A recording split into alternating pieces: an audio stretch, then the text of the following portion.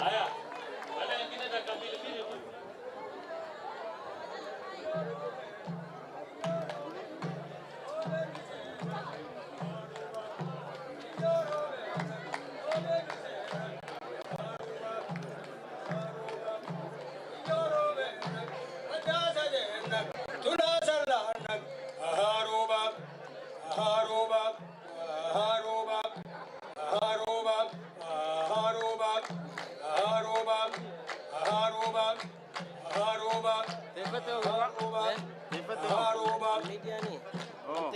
Oh, sawa. Ini program kan terkait.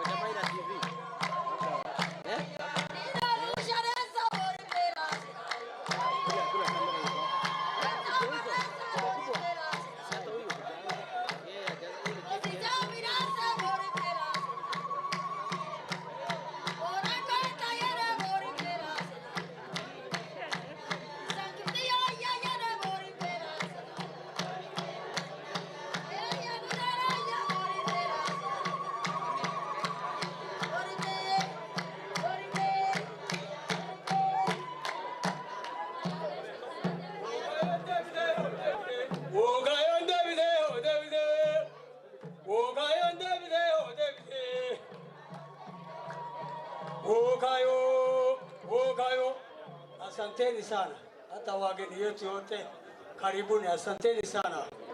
Wasiolo, asanteni sana. Mimi naitwa group Liban Group Orandas.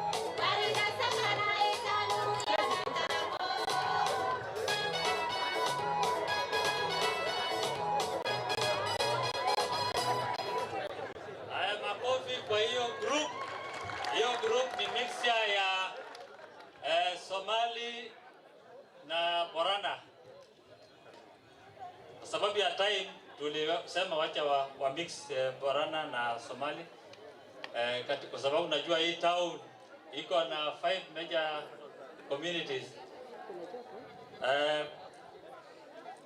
Na time ikituruhusu basi tutarudisha nyinyi kuendelea kutumbuiza sisi.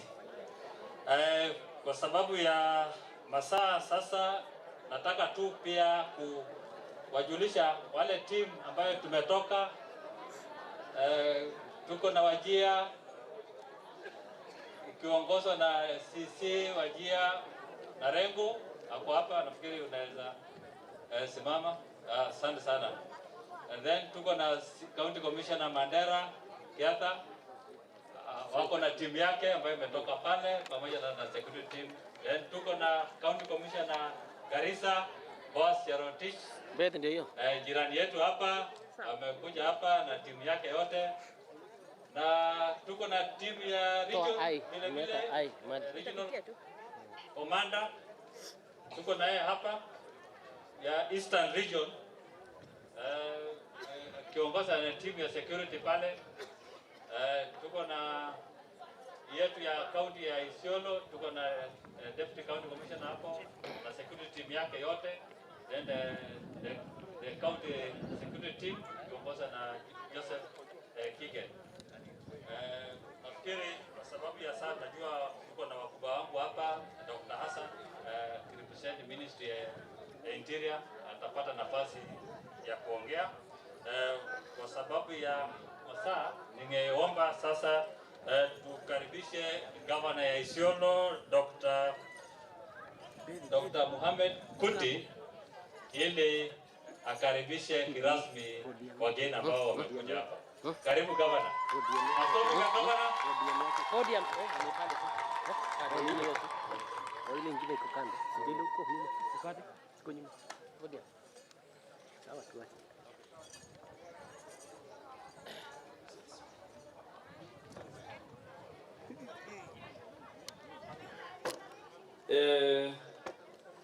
Chairman Governor wetu, Chairman wa FCDC His Excellency Ali Roba,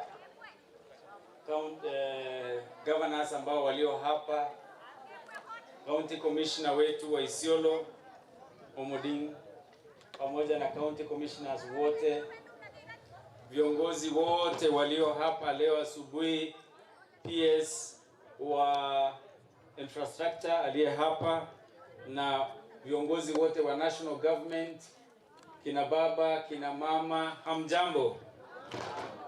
Hamjambo tena. Mbona mnakaa hamna furaha? Na leo ni siku ya kihistoria.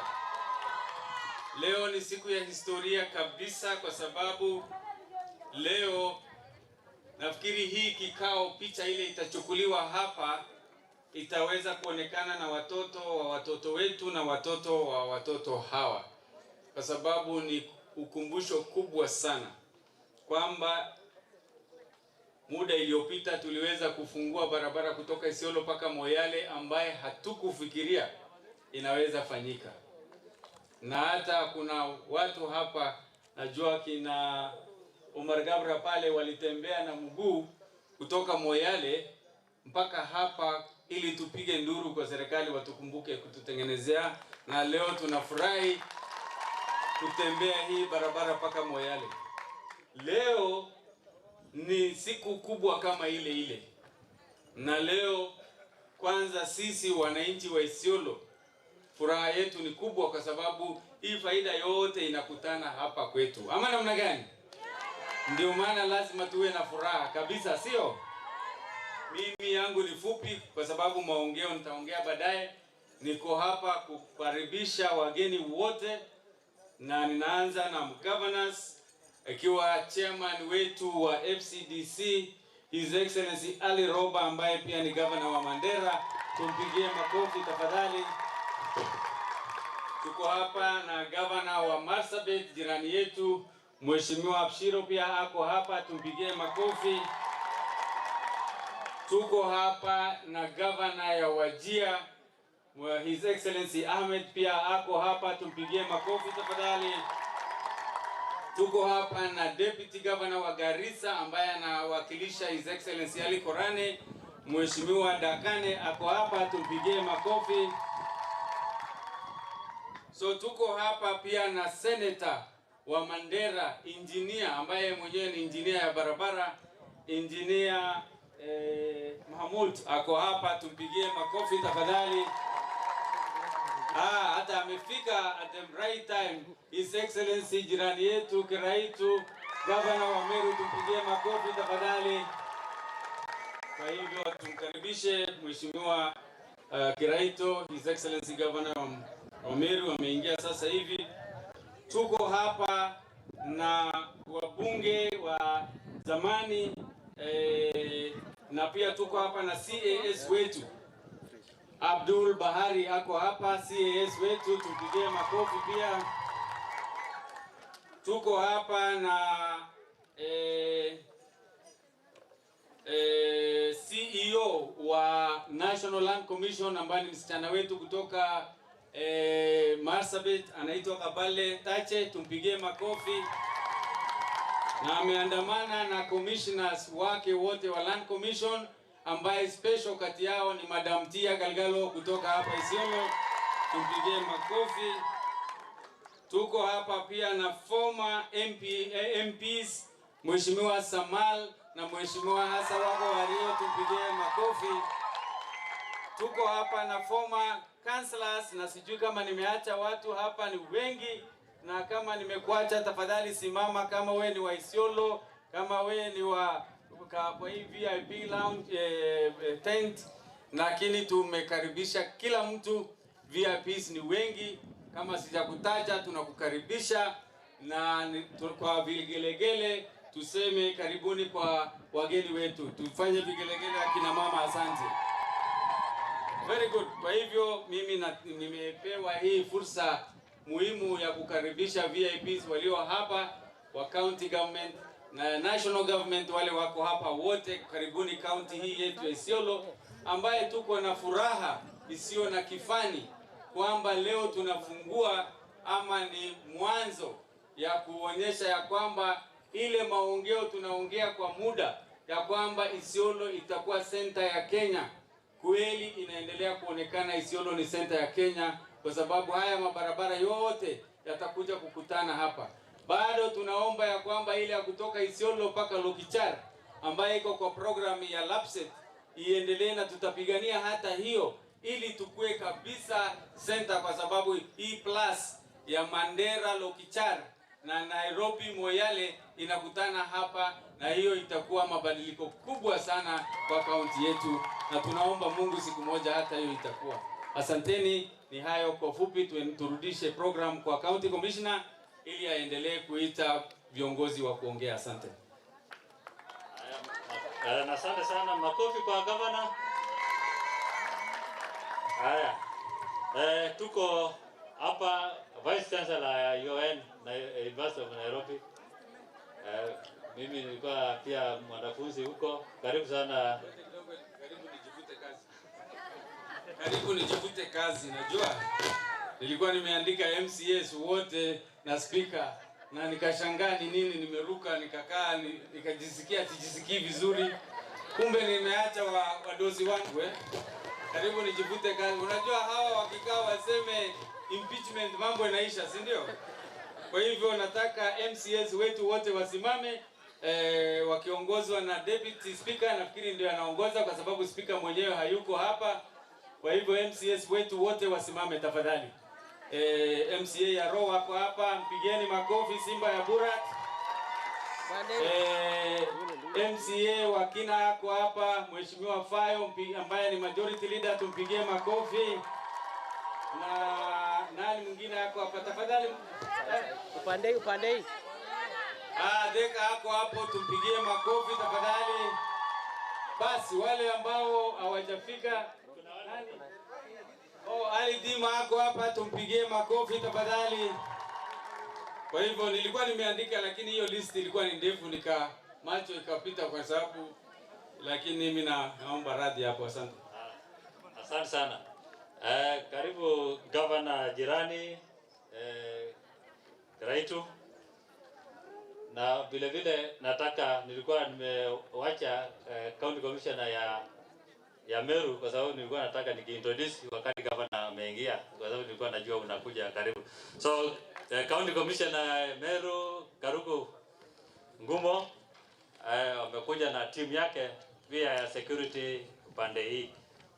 Most of the town karibu hii town imezunguka tu na jirani yetu hapa na tunafanya kazi pamoja. Kwa hivyo feel welcome. Nitaalika Director General Kena ndio tuanze sasa na remarks program inaendelea. Kwa hivyo mimi najua hawa wakubwa wanachukua muda mfupi sana. Karibu sana.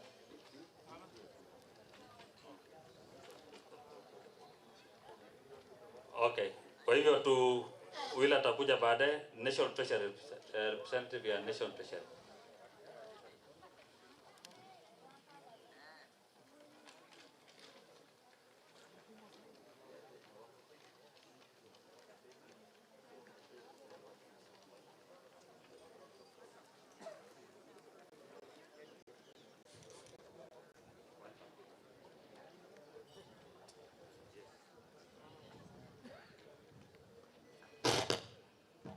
Okay, consult nasema kwa development partners, World Bank, the sponsor hii project kuje aongee kwa niaba ya wenzake, kwa sababu hapo tuko na Arab Bank for Economic Development in Africa, tuko na Kuwait Fund for Arab Economic Development, the OPEC Fund for International Development, Kingdom of Saudi Fund, African Development Bank, then the big boys.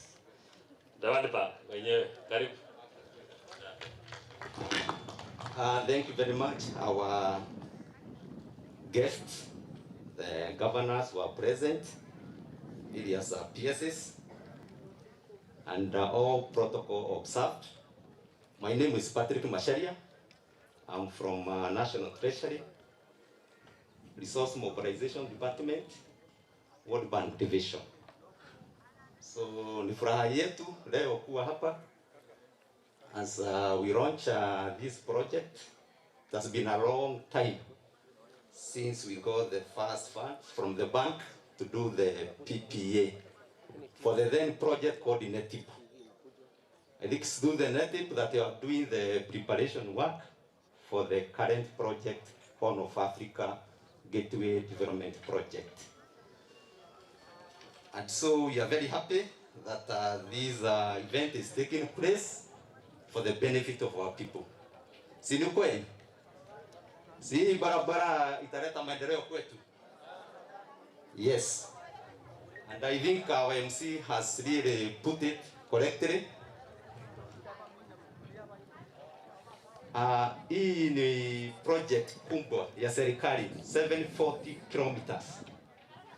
Na hii project itakuwa finance na GOK, and we are also getting resources from our development partners. So we have 4 sections of the road, and for me, I want to talk about the 2 sections that will be funded by World Bank. I think I indicated I'm from the World Bank Division in National Treasury. So these sections is Isiolo, Kuramawe, Modogashe, 190 kilometers, and Wajir, Erawak, 175 kilometers. So a total of 365 kilometers at a cost of $750 million or 75 billion.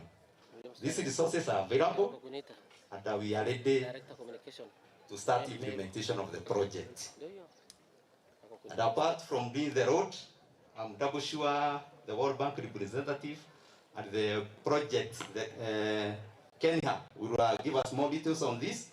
But apart from doing the road,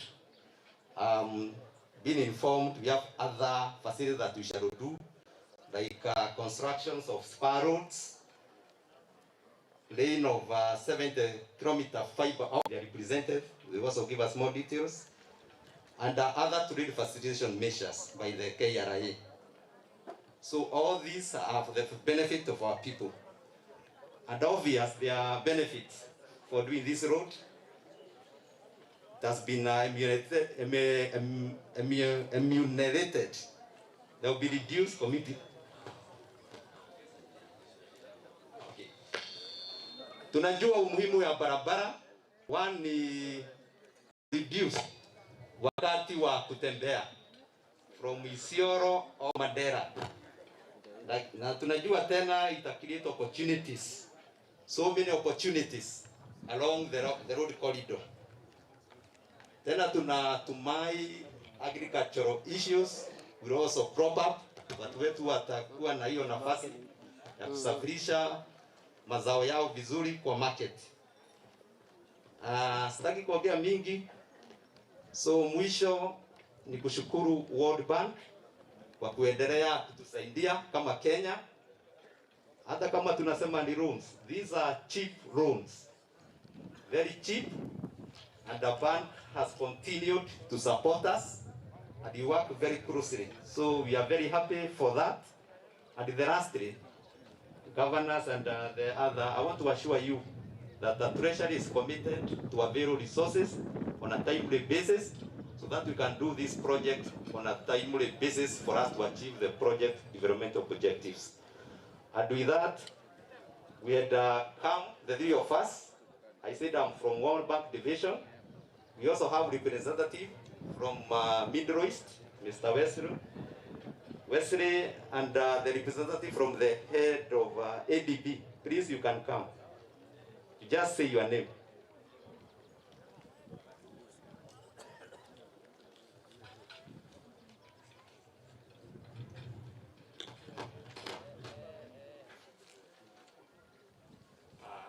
Your Excellencies, distinguished guests, all protocols observed. I'll start by introducing myself. My name is Wesley To. I work with Mr. Macharia. At the moment, I'm coordinating the development support from Arab development partners and Middle East countries. And I'm here to apologize that they were not able to come here because they don't have offices in Nairobi. But they have organized at another time they will be able to join us here. But wish to also assure everyone that all the conditions to access the funds have been fulfilled. So we are ready to access the funds and we are sure this project will take off as soon as possible. That is for the section the Arabs are financing is Samatar Wajir. They also finance Nuno Mohamed Road, which has been completed. So for the section they are financing Samatar Wajir. Everything is now ready for takeoff. Thank you very much.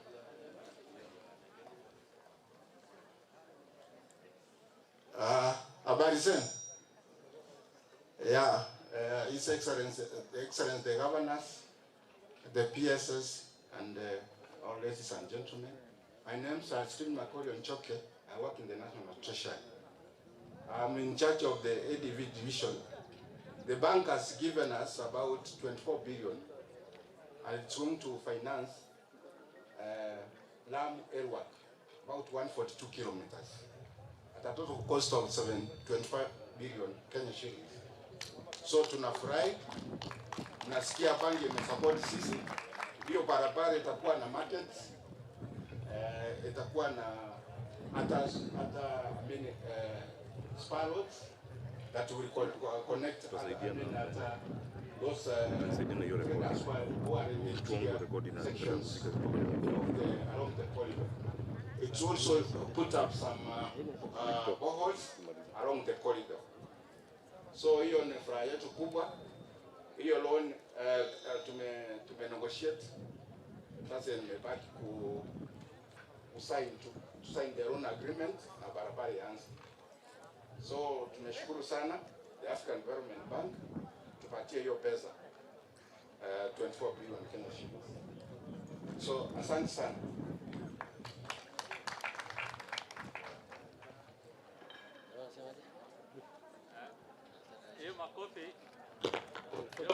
Makofi haitoshi kwa mfadhili mmoja. Ngine. Asante sana. Nataka kurecognize Jaso Moku, CEO Pastoralist Parliamentary Group ambaye ako na sisi hapa. Sasa ningeomba Alista Muremi, Commissioner na National Land Commission. Najua mambo ya mashamba hapa kwa hii corridor. Mkubwa yuko hapa. Karibu sana Alista. Mkaribishe na makofi.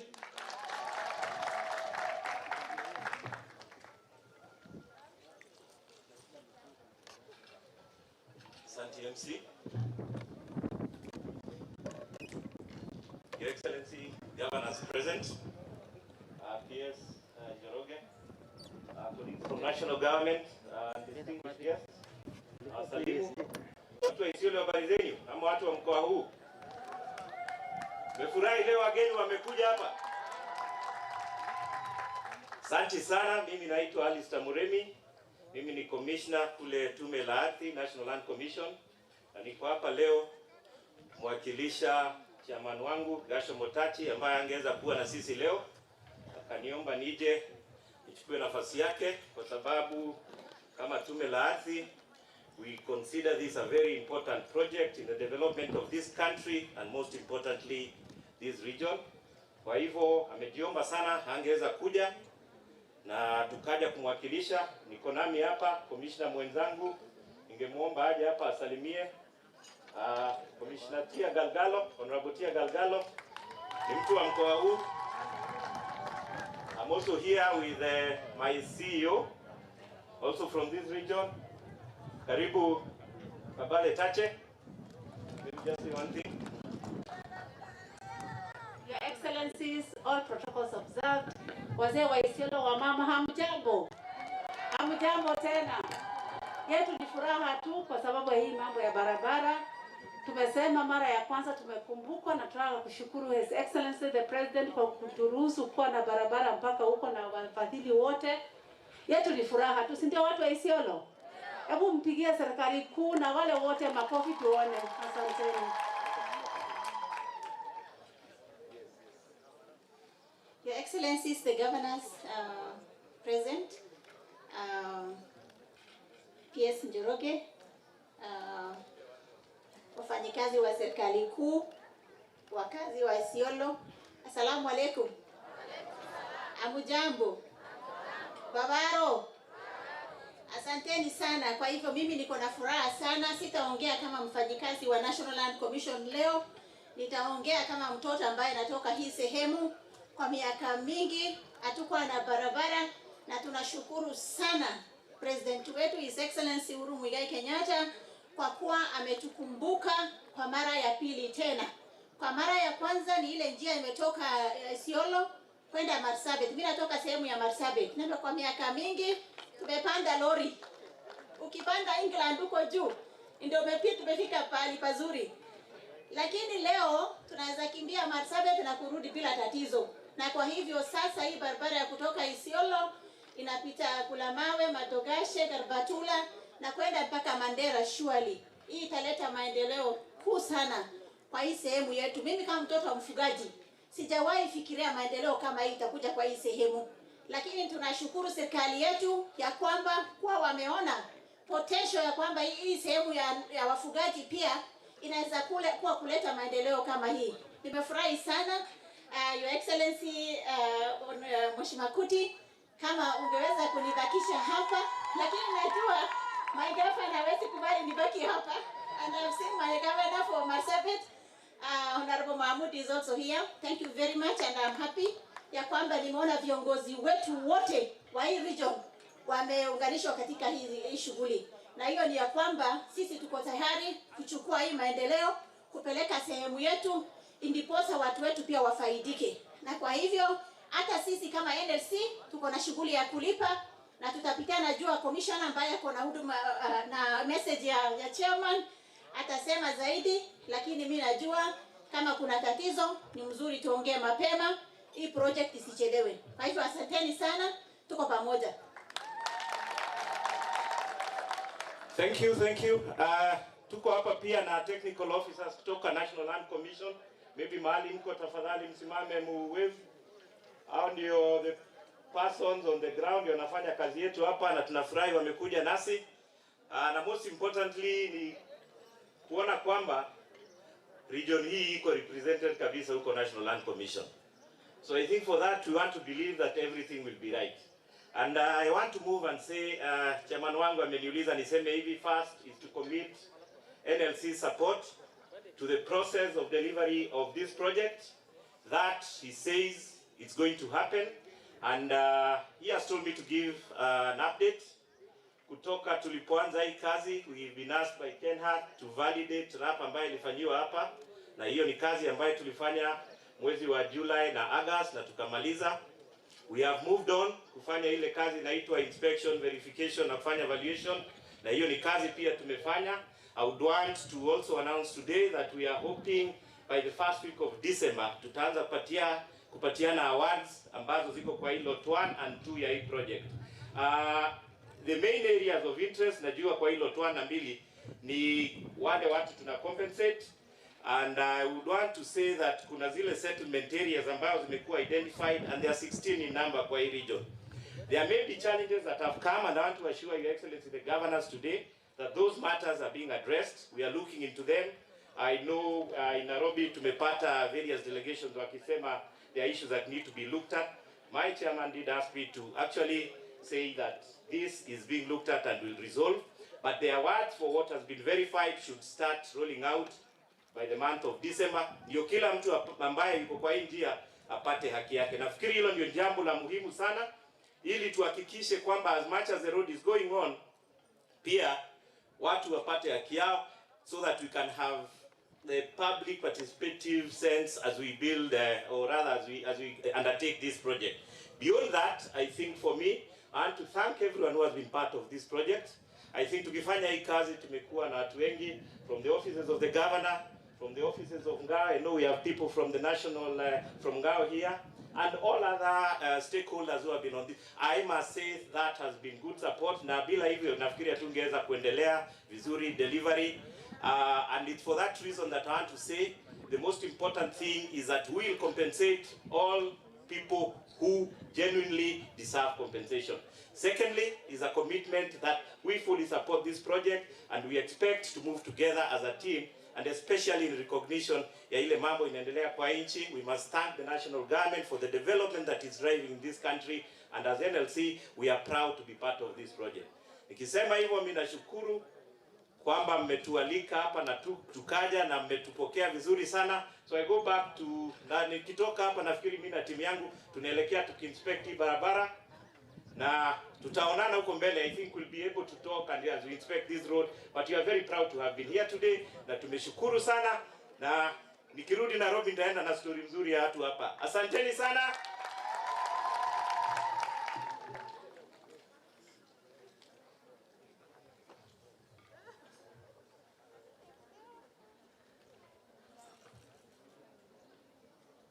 Haya, tuongeze makofi kidogo ya commission.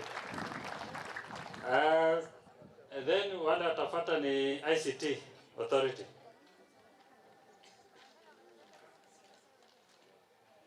Sijui kama wako yuko, kwa sababu hii project iko na component ya ICT.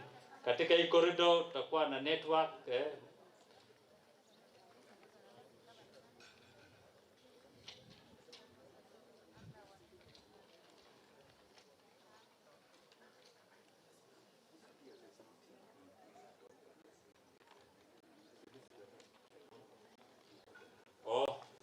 Sasa kuna nafasi pia ya ICT authority, kwa hivyo ataongea hapo. The PS ameshikana, kama akifika mapema basi tutamslot kwa hii. Kwa sababu ya hiyo sasa tunalika my boss PS Interior Dr. Hassan Mohamed. Tumkaribishe na makofi moja. Karibu daktari.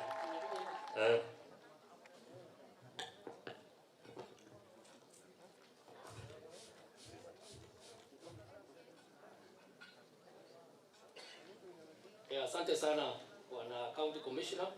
Mgeni wetu wa heshima kwa siku hii ya leo ambaye ni katibu wetu wa kudumu katika serikali yetu tukufu, engineer ama mhandisi Joseph Njoroge, magovernors waheshimiwa wote ambao wamefika hapa, tukianza na hapa nyumbani, governor wa Isiolo, governor wa Marsabit, governor wa Wajir, governor kutoka Mandera ambaye pia ni mwenyekiti, na vile vile governor kutoka Garissa, maofisa wa serikali walioko hapa, mwakilishi wa World Bank na mashirika yale mengine yote ambao ni wafadhili, serikali kuu pamoja na serikali za county, CAS katika serikali yetu, Mheshimiwa Bahari pamoja na National Land Commission or commissioners na wengine wengi, mabibi na mabwana, hamjambo. Mimi kwa majina naitwa Dr. Abdi Hassan. Leo nimevaa kofia nyingi sana. Mimi ninasaidia regional commissioner katika Eastern Region, na leo nimepewa nyadhifa nyingine ya kuleta risala maalum kutoka kwa katibu katika wizara ya usalama. Kwa hivyo mimi sitakuwa na mengi ya kusema, labda nimjulishe mwenzangu kutoka Ministry of Interior kama ako hapa, Madam Wasaru. Asante sana. Basi kwa kifupi, kwa sababu imeandikwa kwa lugha ile ambayo mnaijua zaidi, kwa sababu watu Isiolo tunawajua, kwa lugha kama ni Kiswahili, kama ni Kiingereza ama lugha za nyinginezo, hata mchanganyiko, ni mabingwa. Kwa hivyo nafikiri, na ninasema hivyo kwa sababu mimi mwenyewe ni mkaaji, ni mtu wa Blabesa hapa. Kwa hivyo watu wasifikirie ya kwamba labda nimeanguka kutoka mahali pengine. Mimi natoka Blabesa ile ya juu, na nimesoma hapa tu sehemu hii, na leo nina fahari na nina shukrani kubwa kwa serikali yetu tukufu kwa kukumbuka na kutupatia barabara ambaye inaweza kufungua na kuleta maendeleo katika sehemu hii. Historia ya sehemu hii haswa kwa Northern Kenya si nzuri. Si nzuri hata kidogo. Malalamiko ya kila aina na nini na mambo kama hayo. Lakini serikali imejitolea na imeweka mipango kadhaa ambazo ni kamilifu kuhakikisha ya kwamba historia hii mbovu imeweza kutupuliwa katika kaburi ya sahau. Na mojawapo ya mradi ya kuweza kuangazia sehemu hii na sisi wenyewe tuweze kuendesha maendeleo yetu ni barabara hii. Kwa hivyo mimi nawaomba wakubwa kwa wadogo, wazee kwa watoto, na dunia nzima kwa jumla, tuunge mkono mradi huu na tuhakikishe ya kwamba umefaulu. Hiyo ni yangu ile ya kienyeji hapa. Kwa hivyo mniruhusu niswage kwa lugha hii ili mkubwa ajue ya kwamba nimeweza kufikisha ujumbe huu.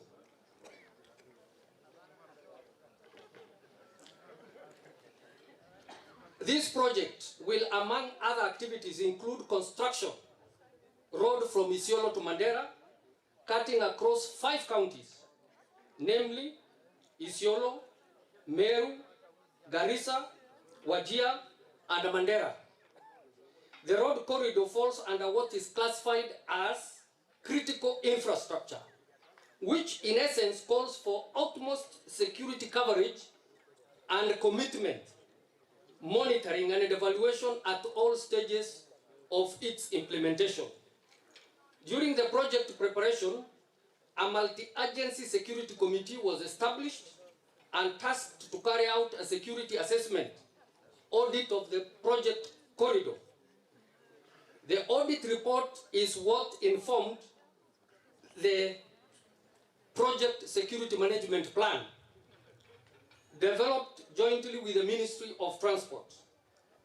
The plan is currently at an advanced stage and being fast-tracked for completion and adoption before the project is commissioned early next year, and specifically in January.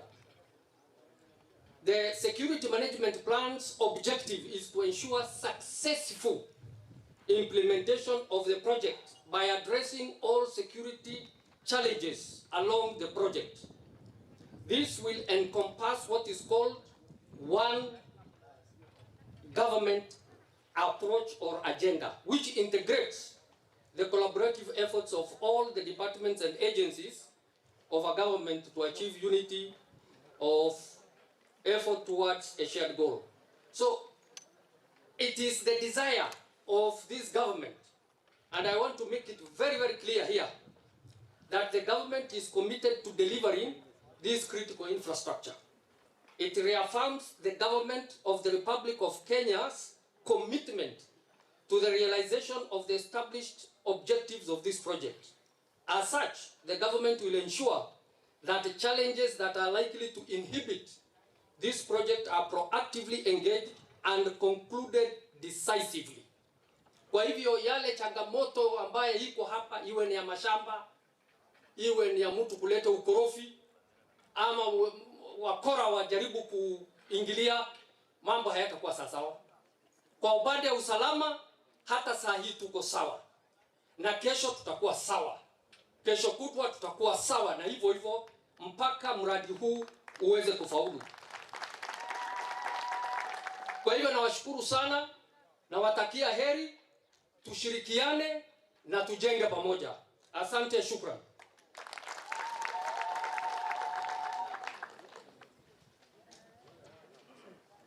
Haya, ingine makofi ingine mzuri moja.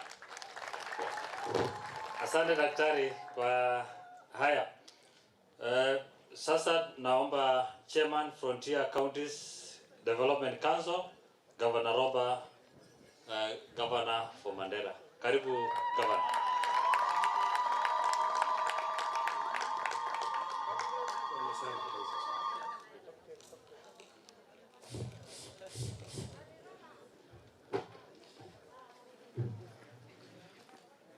Asanteni sana. Assalamu alaikum wa rahmatullahi wa barakatuh.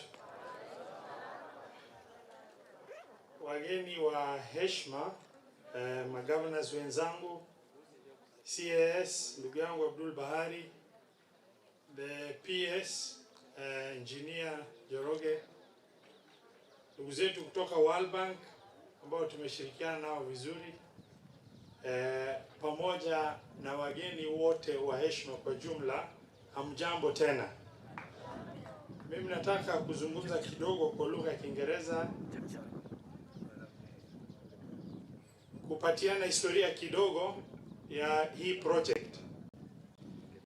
After the advent of devolution in 2013, 7 governors, pioneer governors, came together, namely the governor of Wajir, then Governor Mohamed Kuti, Governor Garissa, Nadif Jama, Governor Tana River, Hussein Dado, Governor Lamu, Isa Timami, Governor Isiolo, Governor Doyo, myself, Governor Mandera.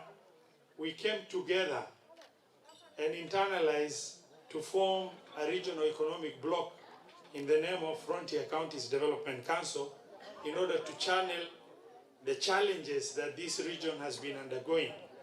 And we felt that the collective voice of these 7 governors will be able to create a very serious impact and will give us a listening ear wherever we go.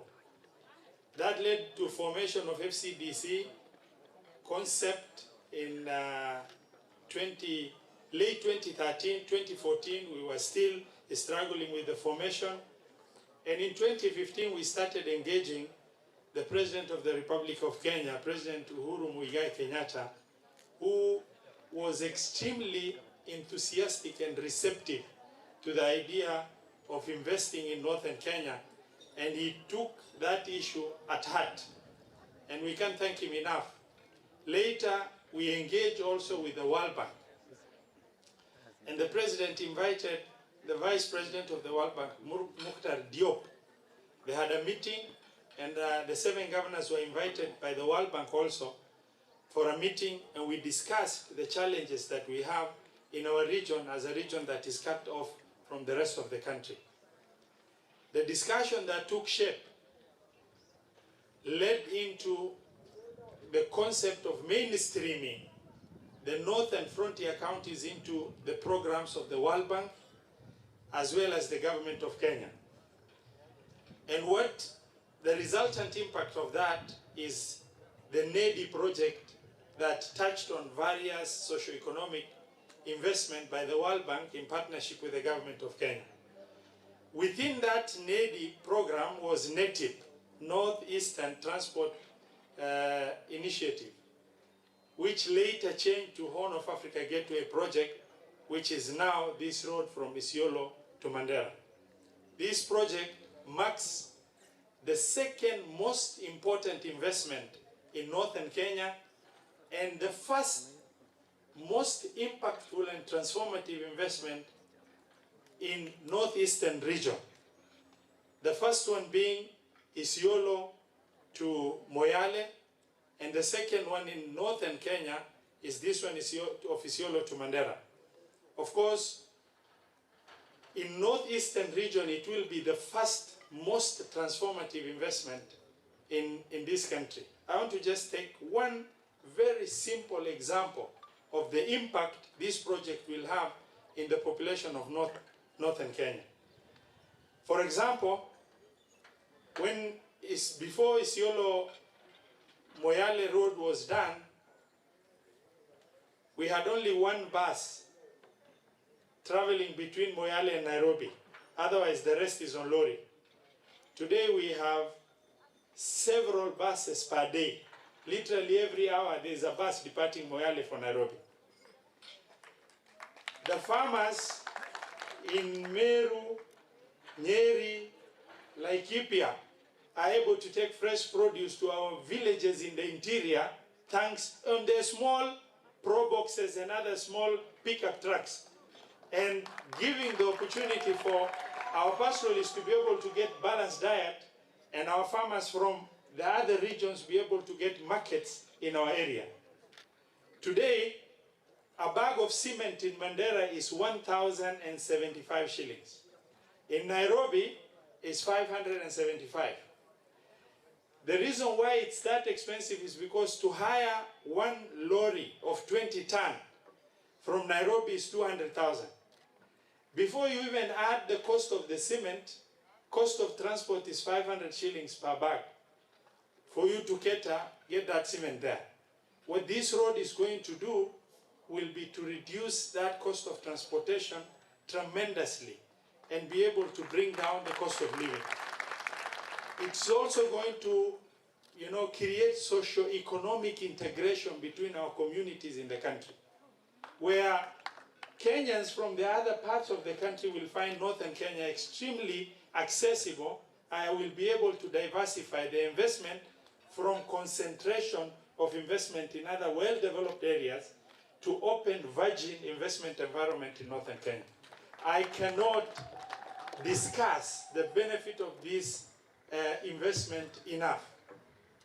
In summary, I will only be able to say it will mark the beginning of the end of discussion of marginalization in northern region. I want to take this opportunity to thank the government of Kenya, first, for accepting to partner with the World Bank and other development partners listed, Badea, Kuwaiti Bank, and African Development Bank, among others, that have accepted to fund this project. And second, I would like to extend our sincere appreciation to those banks, and of most particularly important, the World Bank, that has partnered with us very closely. And I also want to take the opportunity to thank Engineer Theurie and the team from Ministry of Transport and Infrastructure, as well as Sashia and the team from the World Bank side that have worked very closely with us in the FCDC region to try and make sure this project becomes a reality. On behalf of my team, the governors of the now 10 counties, FCDC has grown from 7 counties to 10 counties now. I would like to commit that we will work with you, we will work with National Land Commission and all other stakeholders in order to make sure that the small challenges that will come up, we will be able to work through in order to make sure we realize this project. It is my pleasure and joy to be here today, that in about 2 months, 3 months time, we will do groundbreaking of this event. And I commit to say we will have a celebration like no any other in our region during the groundbreaking. God bless you. Thank you very much.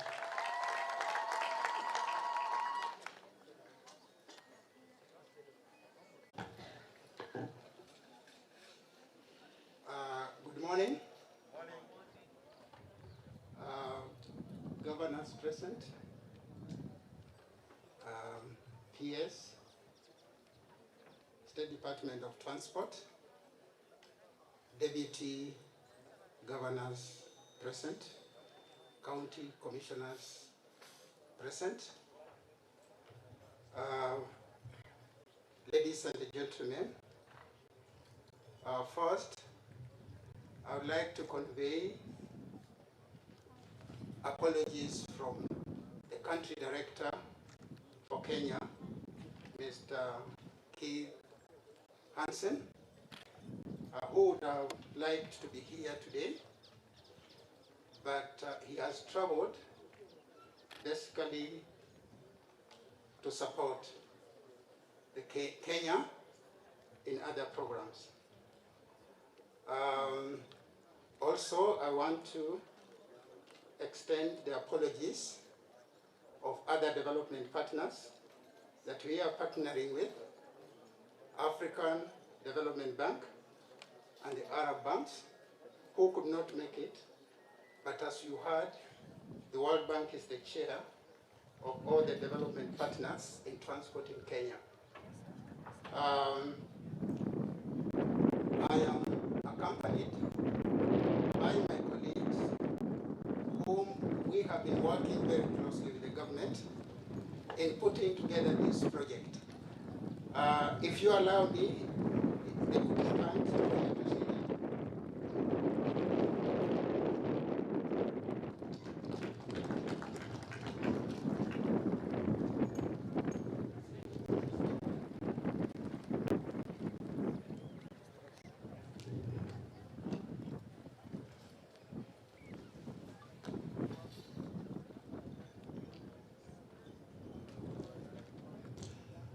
I have a speech from the country director, but Chair, if you allow me, I'll not read it. I'll distribute it after my speech. As you heard, I'm really associated with this project for quite some time, and some of you may not know that the partnership between the World Bank and the government of Kenya started in 1960, before Kenya got independent. And from 1960 to date, the World Bank has not financed a major transport project in northeastern Kenya. So this is a major milestone. This is the first largest project that the World Bank is financing in northeastern Kenya. Allow me to give a bit of history, just like the governor of Mandera said. The whole journey started in 2016, when the World Bank received a request from the office of the president to consider developing northeastern Kenya. The country director then for Kenya assembled a team on the World Bank side to start engaging with the leadership of northeastern Kenya and the other government agencies to put together this program. I want to report that through those discussions, a team of experts from this region was identified and carried out an assessment to determine the priorities for this region. This led to what we are now calling Northeastern Development Initiative, in short, NEDI. And NEDI focused on the following areas. One, development of water resources in northeastern Kenya. Energy supply, electricity in northeastern Kenya. Transport and ICT.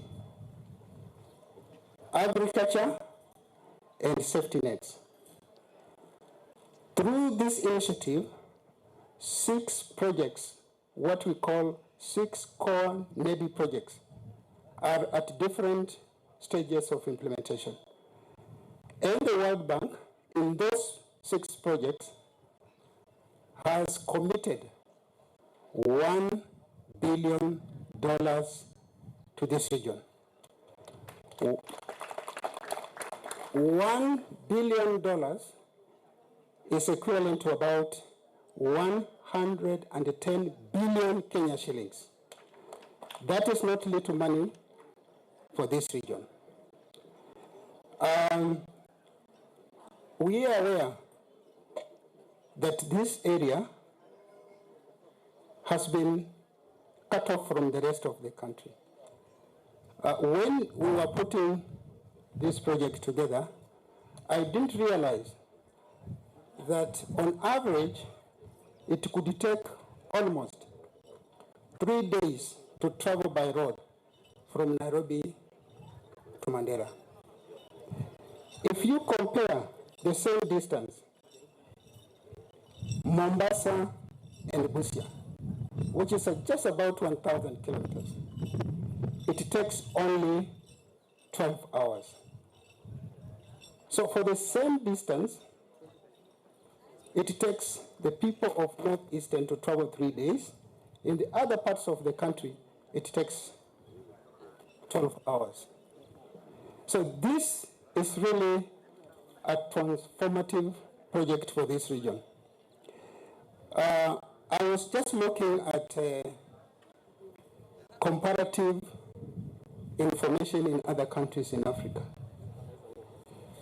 And what I realized is that if you take sub-Saharan Africa, only 34% of the population live within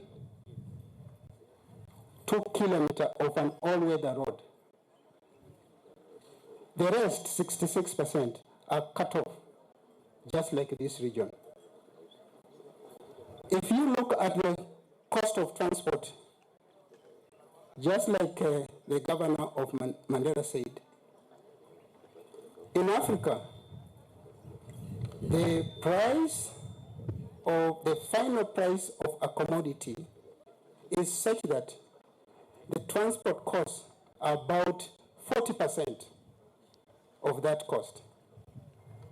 So if you reduce the transport costs, you will definitely be supporting the ordinary person who relies on this project. Now, for the Horn of Africa Transport Improvement Project, the World Bank has committed $750 million. At the current exchange rate, is close to 81 billion shillings to this region. And as you heard, the funds will go towards the following. One, to upgrade 365 kilometers of road along the entire corridor, plus another 30 kilometers to connect markets, centers along the corridor. Second is to lay a fiber optic cable from Isiolo all the way to Mandera. In addition, another 200 kilometers to connect public institutions along the entire corridor. Third, part of this money will go towards trade facilitation. And that's why the Commission of Customs is here, because part of the funding will go towards building a one-stop border post, a border crossing at Ramu, and another border crossing at Mandera that links to Somalia. I didn't know the border between Kenya and Ethiopia is separated by a river. Because of that, 2 bridges will be constructed at Ramu and also at Mandera.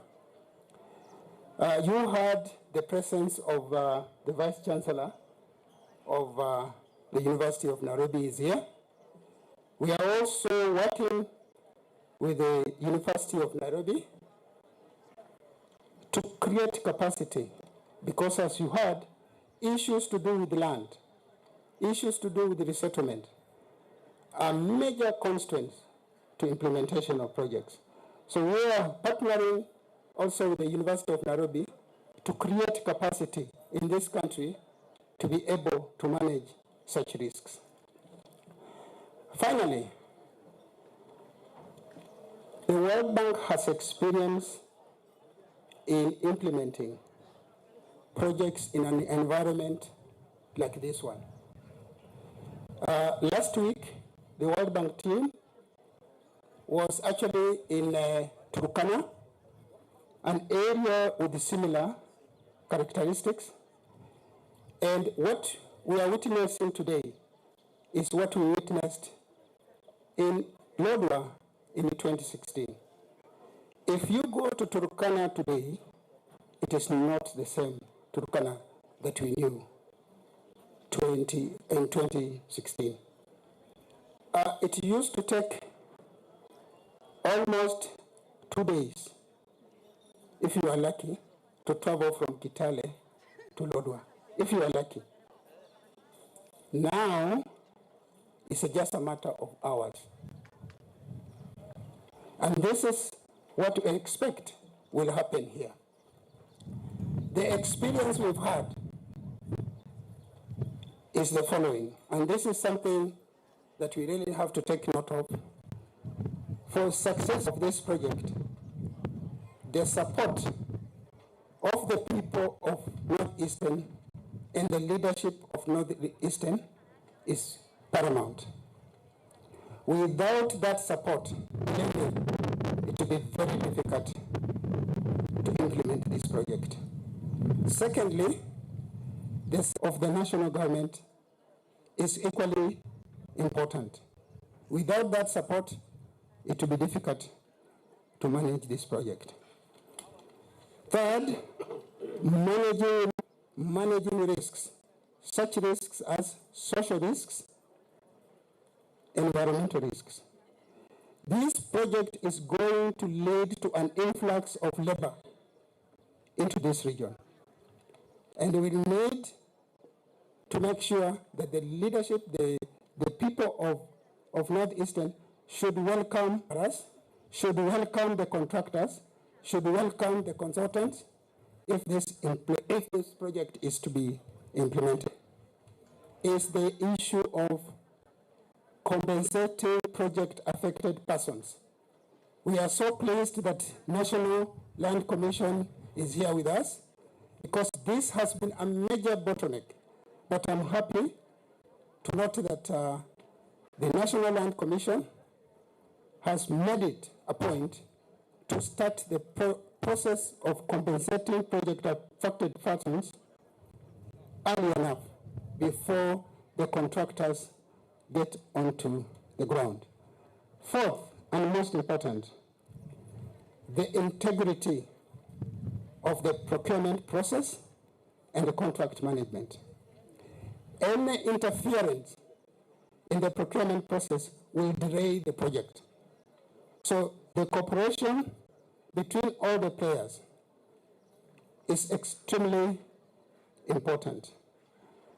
Otherwise, any interference will slow down the process and we may not achieve the required results. Let me hasten to say this. We from the World Bank have received from the counties benefiting from this project, right away from the governors from this region. These governors have made significant concessions for the purpose of this project. The governors and the leadership have agreed that there will be free movement of construction materials within counties and across counties. This is significant. While at the national government has also made concessions. The national government has given tax concessions on this project. And this is really, really significant. So the onus is upon all of us, the national government, the implementing entities, as well as the World Bank, to steer, to ensure this project is successfully completed.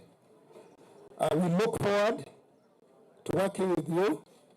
The World Bank team here is ready to work with you so that, as you heard the governor of Mandera say, the World Bank has already given an okay to contractors recommended by Kenya to build the road from the section of the road from Isiolo to Modogashe.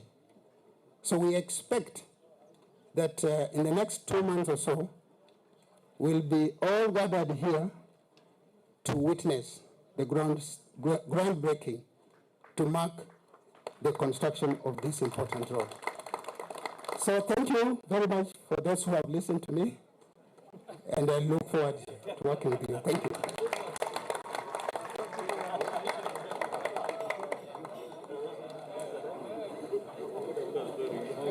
Haya, si tumesikia yote. Sasa barabara in the next 2 months tutalaunch hapa, basi tuanze kutembea. Badala kuchukua 3 hours tunachukua 3 days tunachukua kama sisi kutoka hapa tu Modogashe tunachukua 1 hour. Na tunaenda na kurudi. Kwa hivyo tumebahatika kuwa na DJ wetu wana DJ, karibu sana. Kabla tutakuita ama upumzike kidogo, uko sawa? Kwa hivyo tutayarishe mkono, tukaribishe wa DG Director General ya Kenya. Tukaribishe moja. Karibu Director General. Moja. Karibu. Asante. Okay.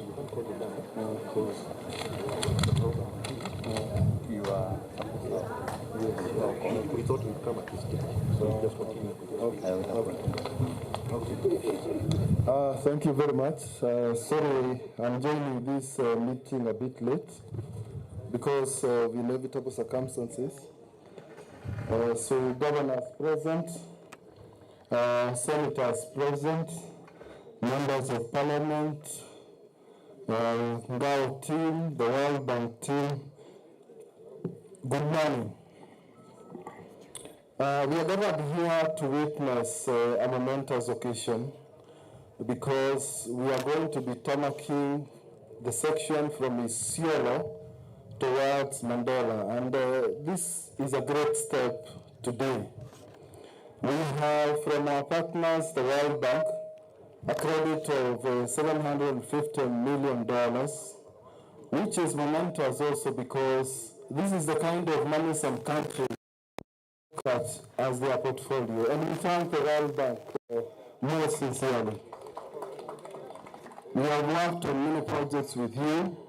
We promise as Kenya National Highways Authority, going forward, we will implement those sections that you have already given us and the other sections that will get support from you to the letter and to the specifications of the roads as designed so that they will serve this country for the longest time possible. I wish to note that with this project, the objectives are to reduce the travel time. It will also reduce the vehicle operating costs. It will also enhance trade. We have quite a number of social projects that we'll be doing related to water, related to slaughterhouses, and generally the livestock industry. And in this regard, again, I wish to thank the World Bank because your perspective does not look at a road just as a road, but as a development corridor. And in this regard, we have substantial amounts of money related and that will be dedicated to these particular activities. I wish also to note that we are investing in about 6 sections. The first section being Isiolo, Kulamawe, Modogashe under the World Bank support.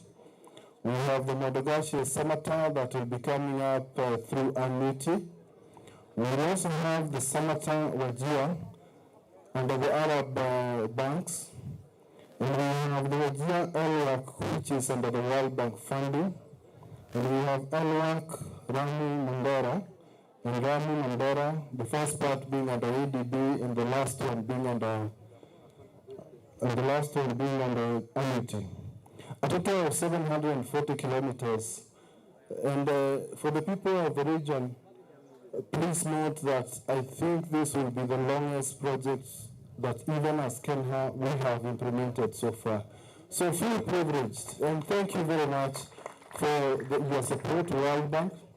We expect we'll be getting very good support from the region, the governors present, and the political class. We expect any challenges that will be found along the way will be overcome through consultations. We remain available for any issues that arise so that we see the successful completion of these projects.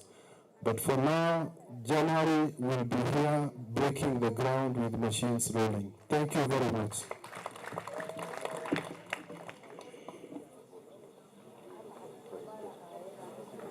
Kofi ingine kwake, asante sana. Karibu sana Director General. Nataka ni invite governor introduce wale wageni wengine governor ambao wamekuja. Then tutapatia DVC ataongea hapo baadaye kwa plenary. Kwa hivyo tukaribishe Governor Dr. Kuti. Karibu daktari. Asante sana County Commissioner. Asante. Kabla sijasema lolote, nataka kuanza kuwakaribisha na kuwatambua kwanza. Wakati nilikuwa hapa sijatambua staff ya county government wakiongozwa na county secretary, chief officers, CECs wote wako hapa. Nataka kuwatambua. Ya pili, tuko na deputy governors wawili hapa nataka kuwatambua pia. Jamani, msimame. Deputy Governor Garissa, Bwana Dakane, simama utambulike, mpigeni makofi tafadhali. Alafu tuko na Deputy Governor wa Turkana, Bwana Peter kwa hapa, tumpigeni makofi. Alafu na sasa nataka kuita governors waseme machache, ili kwa sababu chairman wetu wametuwakilisha, lakini hata nao kwa sababu ya furaha wameomba wachangie katika hii siku muhimu. Kwa hivyo nimeita Governor wa Wajir, His Excellency Ahmed, aseme 1 minute kidogo, aseme mambo yake. Thank you very much, Your Excellency. The host governor, Honorable Kuti, FCDC Chair, Honorable Roba, other governors, Mohamud Ali of Marsabit, Kiraitu Murungi of Meru, Deputy Governors, Garissa, Turkana, the PS Infrastructure who is with us, all other invited guests, ladies and gentlemen. Assalamu alaikum. I'm very, very happy to be part of this very, very historic event. It has been said severally, and I can't overemphasize the importance and objectives of this infrastructure development in our region. I attended the first meeting as a deputy governor then in October, a month or two after the elections. This made initiative meeting.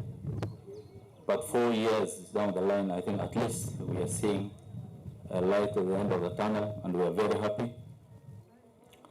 I just want to reiterate what the chair said, that the governors, myself, the governor of Wajir included, were very, very committed to seeing or to taking part and contributing to the success of this project.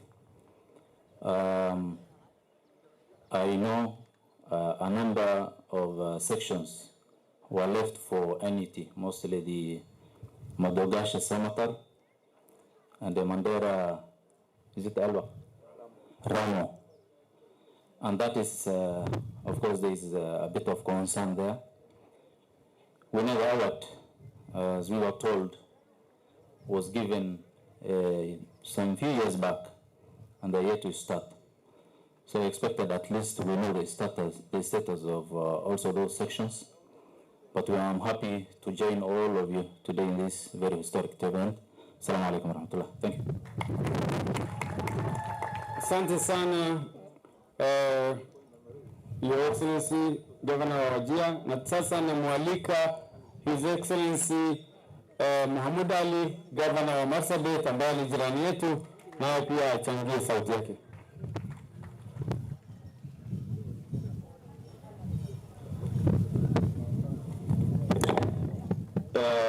The host governor, Bwana Kuti, our chairman, His Excellency Ali Roba, Honorable His Excellency Governor Kiraitu, the deputy governors present here today, the chief guest PS for infrastructure, World Bank team, represented by my brother Sasia, all development partners, all invited guests, ladies and gentlemen. This is a wonderful day for us here today. The project we are celebrating today is transformative in nature. It will effectively end marginalization in northern Kenya. We all appreciate the history of this country. There was a time not too long ago when nothing or no meaningful development was to be taken or undertaken in northern Kenya. But thanks to the great people of Kenya, through the Constitution of Kenya 2010, we are able to see some meaningful developments being undertaken in this part of the country. I thank the Kenyan government for partnering with progressive forces like World Bank and other partners to open up this part of the nation. My thanks go to the former president, specifically Honorable Mwai Kibaki, for overseeing completion and construction and completion of Moyale Isiolo Road, because that road has indeed transformed this part of the region. Before that road was completed, maybe this will be amazing for the likes of my colleague, Honorable Kiraitu, and others. We used to take not less than 3 days to reach Moyale from Nairobi. You leave Nairobi on a truck, you reach here in Isiolo, and because of the security, you can't travel when it is dark. You spend here. You take over 7 hours to reach Marsabit. You spend there again. Then the third day, you struggle to reach Moyale, simply because the road was not motorable. Our children used to miss out in the schools because when it rains, people get stuck. Sometimes you spend there weeks because vehicles cannot pass. So this is the same fate which the Isiolo to Mandera people, the people on that route, are experiencing. And therefore, I want to thank the Kenyan government for allowing this initiative to take place. I want to thank the partners led by the World Bank and all other players who have enabled this wonderful project to take place. I want to thank the first crop of Northern Kenya leaders, especially the FCDC, led by our own brother, Governor Mandera, who have taken it upon themselves to have initiated FCDC, which has championed and caused a lot of programs to be initiated in this part of the region. I thank you and God bless you, and ensure that as we undertake this project, the implementers, Kenha, and even the lucky contractor, ensure that local component is considered so that the economy of the local people through this wonderful program will be enhanced. I thank you and God bless you. Thank you very much, Your Excellency Mohamud Ali of Marsabit.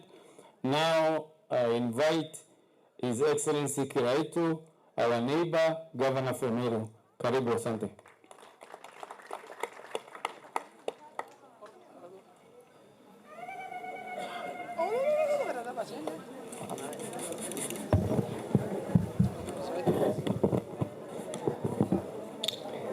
Mbona ni mama moja tu ananipigia makofi.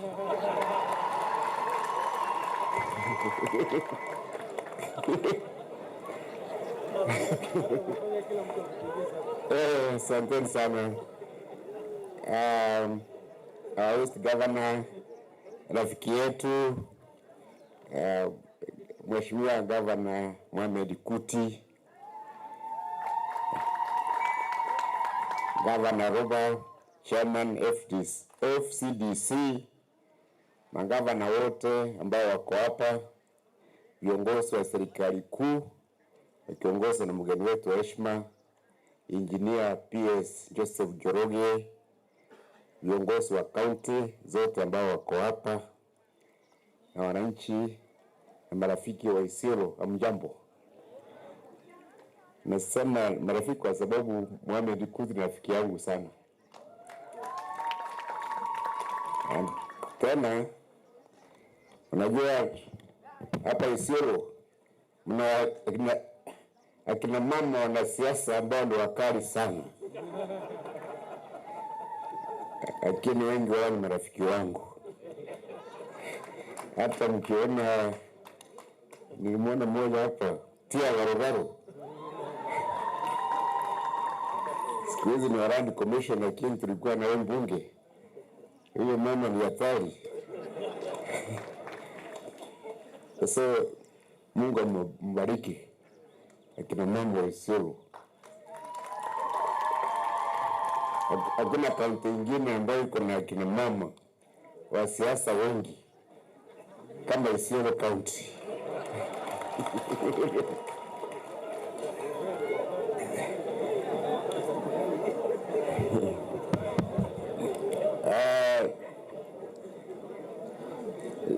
Ningetaka tumshukuru sana President wetu Uhuru Kenyatta ambao ameongoza mazungumzo na World Bank na hao wadhamini wengine mpaka tukapata huu mradi ambao umeleta governors wote ambao umeona hapa siku ya leo.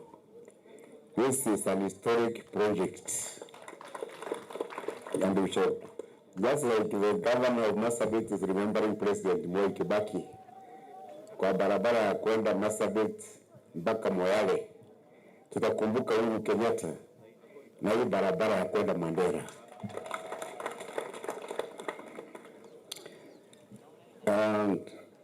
Tumeongea na Governor Roba na amenikubali niweke kaunti ya Meru kuwa honorary member wa FCDC. Watu wengi wanafikiri Meru ni tajiri, ati ni sisi ni watu wa miraa na viazi na kahawa na chai. Hawajui hata sisi ni watu wa ng'ombe. Karibu nusu ya Meru ni kama Isiolo. Na Mohamed Kuti mnajua tunapakana na nyinyi hapa. Mara nyingine hapa tunapigana kidogo kidogo kwa sababu ya nyasi na maji. Sasa hii mradi itasaidia sana kudumisha urafiki wetu. Mimi nimeomba wakitengeneza barabara waweke maji kwa hiyo barabara kutoka Isiolo mpaka Modogashi, ili wafugaji wawe na maji ya kutosha kwa hiyo barabara. Ya pili, tunaona vile World Bank umefanya kazi nzuri, tumefanya na nyinyi. Hizi tauni zetu dogo dogo kwa hiyo barabara msipite, yote weko rami kwa hiyo tauni dogo dogo, ili tupanue biashara hiyo. Sio ukisikia watu wanapigana kwa sababu ya umaskini. Sasa tusaidieni tuweke utajiri ile hiyo. Ya tatu, tumemuomba mkuu wa World Bank mtukumbuke. Hii barabara inapitia kilomita 72 kwa Meru County. Kutoka Isiolo mnaingia Meru. So mtaandika watu wa Isiolo na watu wa Meru wakati mnatengeneza hiyo barabara, ili vijana wapate kazi. Ama si lazima mongoje kura ipigwe 2022 kusema mtaandika vijana waandae. Hii barabara inaanza January, vijana wapate kazi January. Sio? Kwa hiyo mimi nimefurahi sana kwa sababu sasa nimepata njia rahisi ya kupeleka miraa mpaka Mandera. Sio? Na kina mama mtaona tukipitia hapa na mboga tukipeleka Mandera, Modogashi na pahali pengine.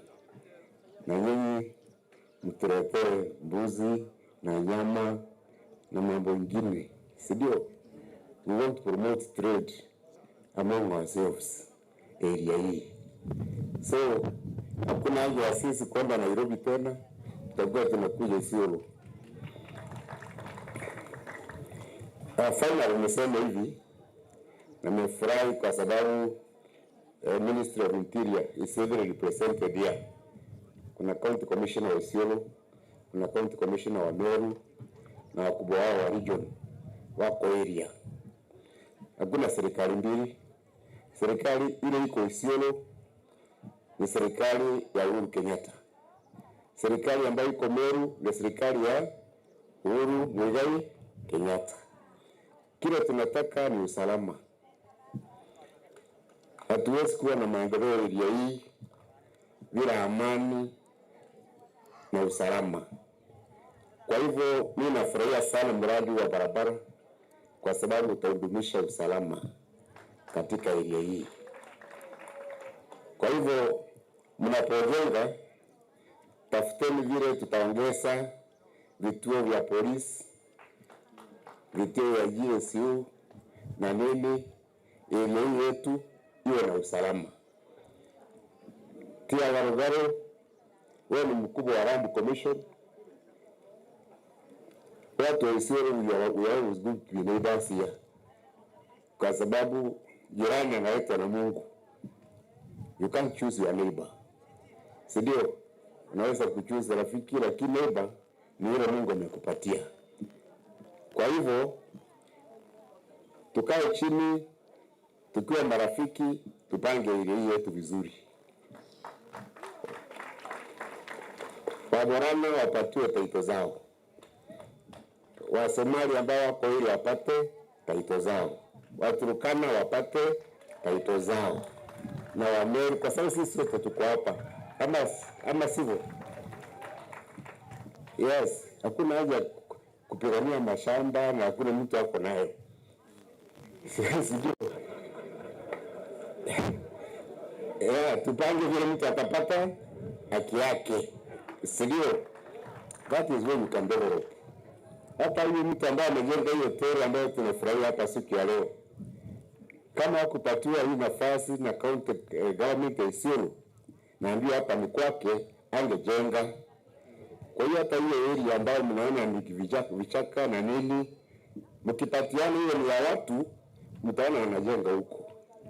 Kwa hivyo mimi naomba tufanye kazi pamoja. Viongozi wa Isiolo, viongozi wa Meru, tukiongozwa na serikali kuu, tupange hiyo area. It is big enough for all of us. So asanteni sana, sitaki kuongea zaidi. Engineer Njoroge, karibu sana. Hiyo tulifanya na wao kwa Ministry of Energy kwa PS wangu.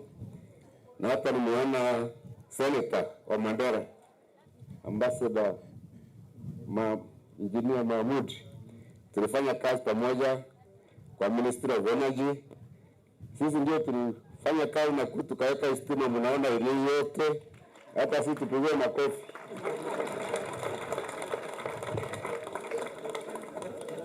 Sasa kwa sababu nimepata kazi nyingine, Engineer Njoroge pitia hapo uone hiyo airport ya Isiolo, kwa sababu sasa wewe ndio mkubwa wa hiyo. That is an indoor facility. Tungetaka kuona mandege inaingia hapo na inatoka. Tufanyie mpango.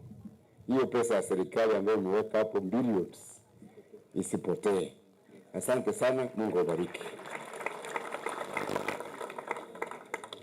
Sasa hebu tumpigie makofi ili hajauliza. Kama namna gani? Sawa, asante. Kwa kifupi sasa namwalika Senator Engineer Mohamud wa Mandera, ambaye ndiye senator pekee yako hapa, ili hata yeye aseme yake, kwa sababu yeye pia ni engineer ya barabara na kwa hivyo anajua hii maneno zaidi. Asante, karibu. Asante sana Governor Kuti of Isiolo, Your Excellency the Governors present, the PS Transport Engineer Joseph Njoroge, the World Bank, led by my friend Joseph Sasia, wananchi wa Isiolo na wananchi wote, assalamu alaikum.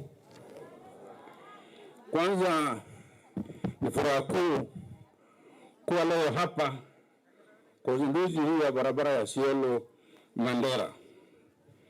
Mimi kama mhandisi na zamani nimefanya kazi kwa serikali muda mrefu, na furaha kwamba serikali ya Kenya wakati huu imetukumbuka na ikatuletea hii barabara ya Isiolo Mandera, in addition to the road which was done in Isiolo to Moyale, na ile barabara kutoka Garissa mpaka Madogashe.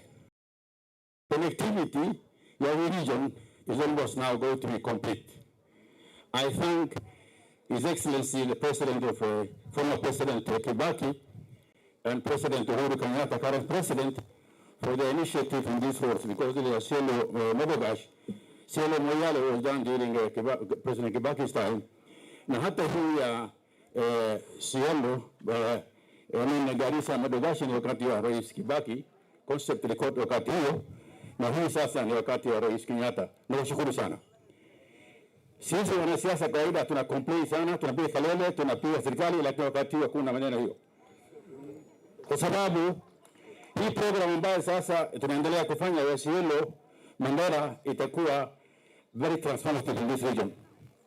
Mimi kama Mohamud mwenyewe ninahusika na hii project sana, kwa sababu vile mwenzetu kutoka bank sasa alisema wakati serikali ya Kenya ilikubali kuuliza bank kufanya hii kazi ya hii barabara, alisema walianza kufanya some needs assessment.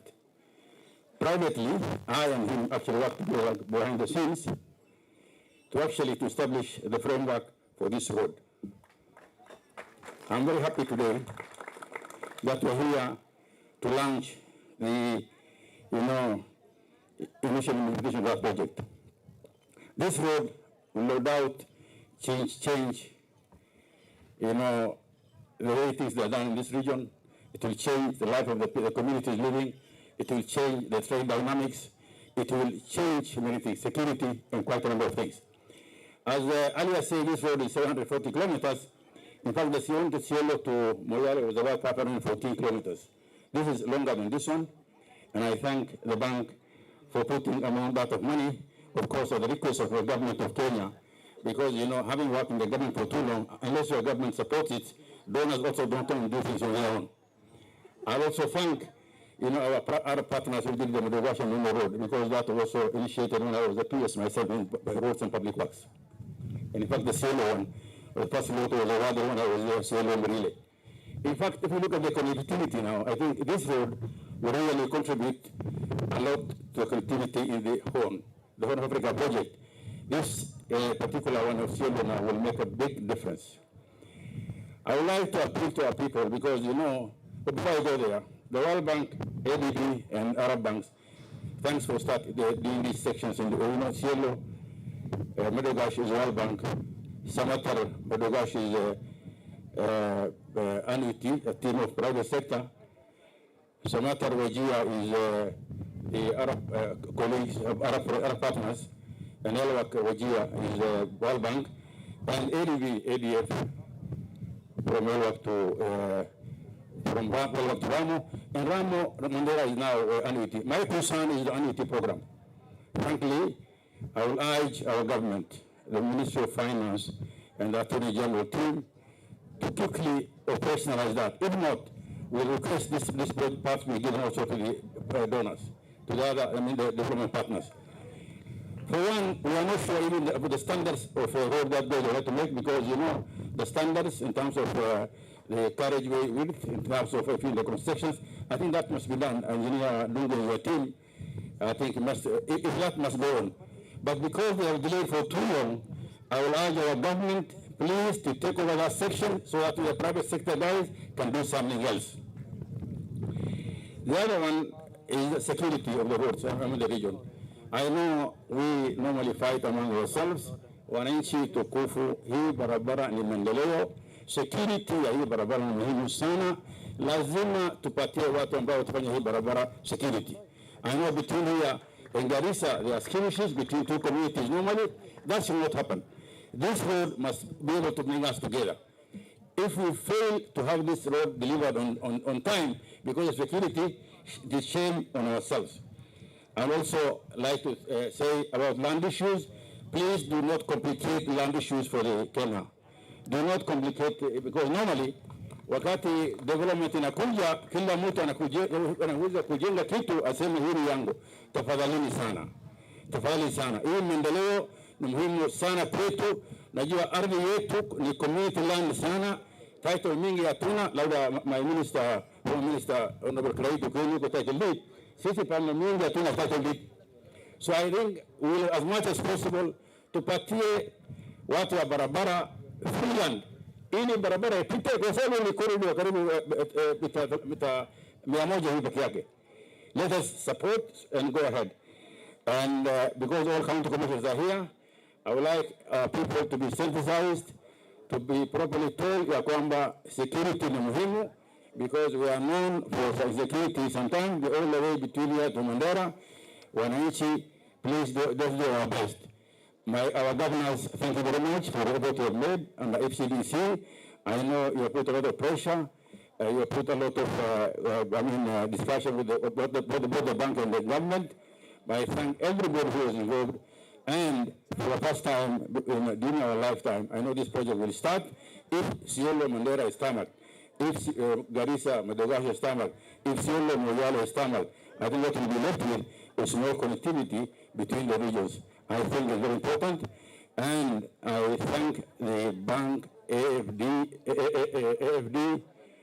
and the Arab colleagues who have funded this project, and wish them all the best. Joseph Sasia, a friend of the Kenyan, of course, this lead the transport specialist in the World Bank, is a Kenyan at heart. We did many roads together. He's talked about Kitale, Ladabal. I drove on that road when there was a PS. We drove there, it was a nightmare. In fact, we together with them, did commission the consultant before I left. I thank you very much for what you are doing. Hii program ya IDA ni mzuri, ya World Bank ni mzuri sana, ni cheap loan, na muendelee kufanya hiyo ili serikali ifanyike sana. I support the effort by our government. Congratulations, Your Excellency the President, and all your team under you for having done this work. Engineer, my colleague, welcome. My former, colleague as a PS, and also I was some list under him. Kiraitu Transport, the airport here to me, I can meet you.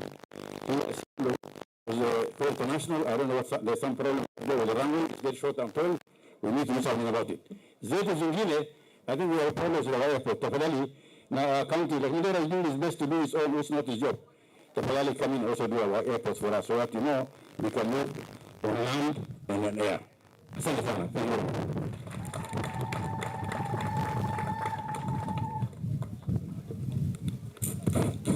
Asante sana engineer, tumpigie makofi tafadhali. Sasa mimi nitasema machache yangu, alafu county commission nataka kusema kwa kifupi. Niko na personal experience ya hii barabara. Mimi nilisoma Isiolo Boys kutoka form 1 mpaka form 4, na kwetu ni Garbatula. Kila term ninatoka January ikifunguliwa kwa hii barabara na kuja shule. Ikifungwa April narudi tena. Na tena narudi na mara kwa mwaka. Na ukiangalia macho yangu si nyeupe. Tupiwa ile gari ya mbele, tunaenda na convoy. Huwezi enda peke yako, unaenda na convoy. Sasa ile gari ya mbele inakutupia vumbi, inakutupia mawe kidogo kidogo, inakutupia mafi ya ng'ombe, inakutupia matope wakati ya mvua. Kwa hivyo utaona sisi wale tulikuwa tunazunguka hii barabara kuja shule na kurudi, macho yetu yote hii nyeupe ni brown, kwa sababu ya kupigwa na mawe kidogo kidogo na vumbi. Kwa hivyo mimi leo nina furaha hata binafsi yangu kwamba hii barabara katika maisha yangu nikiwa hai, kweli leo tuko hapa kuzindua hii miradi muhimu sana katika hii mnajua mambo ya security. Hii barabara ilikuwa kila siku tunasikia watu wanapigwa hii sehemu ya hapa katikati la Isamis, Sorolibi, wapi. Hii mahali yote imetulia kwa sababu hakuna ile mambo ya kuingia kwa shimo, unaongojea wakati unaenda polepole ndio unaanza kupigwa kuatilia risasi. Sasa magari zinaenda nywe na hii imetulia. Na sasa tunajua hata hii barabara. Lakini sisi watu wa Isiolo ndio watu ambaye tunapaswa kuwa na furaha kuliko watu wote katika Kenya leo, kwa sababu hii barabara ya Nairobi Moyale Mandera Isiolo inakutania wapi? Sana vile nimesema ya kwamba Isiolo Lokitar pia tutasukuma kama FCDC tulifaulu katika hizi barabara nyingine, tutaendelea sukuma ili sasa Isiolo Lokitar ifunguke, ili sasa tuwe na barabara ambaye ni plus ambaye ina Isiolo iko hapo katikati. Kwa hivyo sisi tuko na furaha zaidi kama watu wa Isiolo. Biashara itafunguka na ardhi zitaanza kuwa na bei ya juu. Ndio maana mimi nasema National Land Commission mko hapa leo, tafadhali harakisheni title ya wananchi wa Isiolo, kwa sababu saa hii pressure ya ardhi, dispute ya ardhi imekuwa kiwango ambayo haiwezekani katika Isiolo, kwa sababu ya dhamana ambayo watu wameona katika ardhi ya Isiolo. Kwa hivyo ni muhimu wale wenyeji wa hapa wapate hakimiliki titles, ili waongoje hii maendeleo wakiwa na title yao, na iko 294 commissioner tia ambayo unatoka hapa kwetu. Iko ile ya Bulapesa 294 ambayo iko tayari. Tafadhali nisaidie ili tuweze tupate hiyo hata ndani ya hii mwezi ya Novemba, tafadhali. Ya pili, nyinyi wananchi wa Isiolo sasa mumeona, na nilikuwa nikiongea miaka mingi iliyopita ya kwamba hapa itakuja kubadilika. Msiuze ardhi zenu eti kwa sababu watu wanatoka Nairobi wako na pesa sasa wanaanza kununua ardhi kwa sababu wanajua faida ya ardhi, na mnasukumwa sasa mpaka nyuma ya Ngaramara. Muweke ardhi yenu kwa sababu hiyo ndio haki miliki yenu na ya watoto wenu. Mjaribu kujenga, mjaribu kufanya biashara badala ya kuchukua pesa kidogo alafu unakula naye miraa wiki mbili milioni 3, unafikiria haitaisha. Baada ya wiki 6 wewe ni ule ule na una ardhi na una pesa. Kwa hivyo tusiwe, kwa sababu ushawishi wa kuuza ardhi itaongezeka hata mara 100 sasa. Kama kulikuwa na ushawishi ya kununua ardhi, sasa hiyo ushawishi itaongezeka mara 100. Kwa hivyo utakuta mtu anakuambia milioni 10 hapa, mahali ulikuwa unaambia 1300. Wewe hujawahi sikia milioni 10, unafikiri utaweza kula maisha yako yote. Kumbe unanunua naye gari kidogo, bodaboda ya kijana, miraa umenunua, mambo imeisha, umenunua nguo na suti, unakuta ardhi imeisha, hauna pesa, wewe unakuwa hata maskini kuliko zamani. Kwa hivyo hii faida inaweza kutuletea faida kubwa tukiwa tumejipanga, ama inaweza kutufanya maskini tuwe tunaondolewa kila siku, tunasukuma pande ya Marti mpaka huko ya Micha, ndio tutaanza kuwa tunaishi huko, kwa sababu hii yote itapanuka. Hii itakuwa New York kwa sababu ya hii maendeleo inayokuja. Na nataka kuambia, ingawa nimesema msiuze ardhi, mimi pia nawaalika investors. Isiolo is now open for business, and I am inviting all investors. You have seen the kind of nice hotels that are coming up. We are inviting industries. We have even set aside business parks, export processing zones. We have actually, through the British Suede program, that is Sustainable Urban and Economic Development, we have done a major plan for this Isiolo town, and we have actually set aside export processing zones, and we are inviting manufacturers, we are inviting industrialists waje wa invest katika Isiolo, kwa sababu nafasi yetu iko wazi na biashara tuko tayari. So Isiolo is open for business, and I am inviting through this initiative of infrastructure that is coming to us this time. Ninataka kuungana na viongozi waliosema hapa ya kwamba hii project, na ninaambia World Bank, ninaambia Kenha, hii project lazima iwe na local content.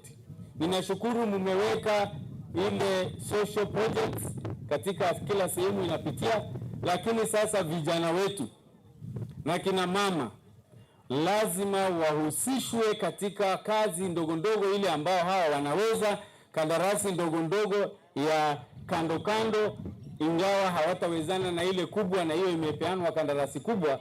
Lazima tushirikiane na wenye kandarasi. Sisi tutashirikiana na mwenye kandarasi, tutashirikiana na Kenha, tutashirikiana na ofisi ya provincial administration ili to support hii project.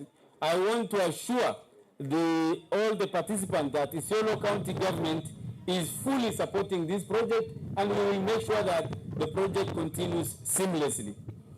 Na nashukuru sana World Bank, nashukuru donors ambao kweli wameshiriki na serikali ya Kenya kuhakikisha hii historia imefanyika wakati huu wa maisha yetu.